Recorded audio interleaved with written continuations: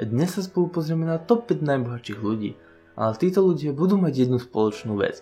A síce, že ani jeden z nich nedokončil strednú školu. Poďme sa rovno pozrieť, kto sa umiestnil na 5. priečke. Sean Carter, pre väčšinu známy ako rapper Jay-Z, je americký rapper, producent a podnikateľ. Za svoj život navštevoval 3 stredné školy, ale ani jednu nedokončil. Potom čo opustil strednú školu, stal sa dílerom cracku v jeho okolí. Medzi tým písal a nahrával svoje texty. Prelom nastal až tedy, keď si založil svoju vlastnú nahrávaciu spoločnosť Rockefeller Records.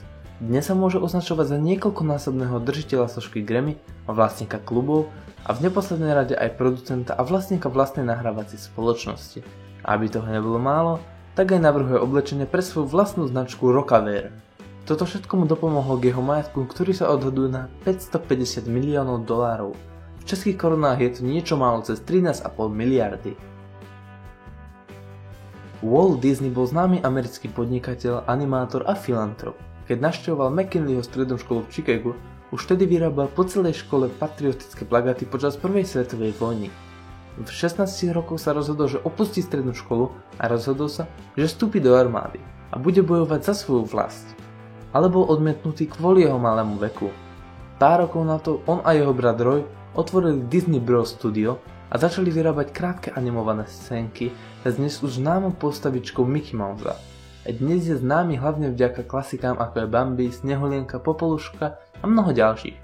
V čase jeho smrti v roku 1966 bol Walt Disney jeden z najbohatších Američanov s odhadovaným majetkom $5 miliárd, čo by bolo v českých korunách viac ako 123 miliárd.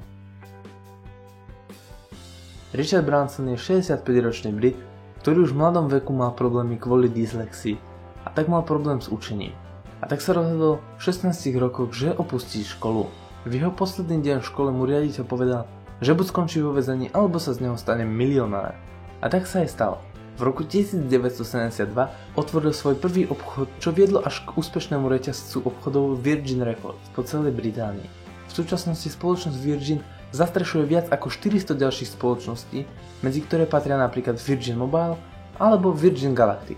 Toto všetko ho doviedlo až k majetku, ktorý sa odhaduje na približne $5,1 miliardy. V českých korunách je to viac ako 125 miliárd. François Pillat je 79-ročný Francúz, ktorý je biznismen a vášnivý zberateľ umenia. V súčasnosti je taktiež tretím najbohatším Francúzom.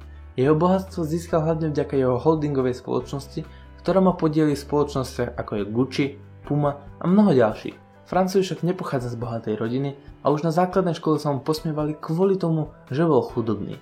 V 15 rokoch sa rozhodol, že opustí strednú školu a začne pracovať v otcovej továrni na spracovanie dreva. Tomu však nevydržalo dlho a založil si holdingovú spoločnosť, ktorá sa snažila skupovať podiely v mnohých módnych značkách.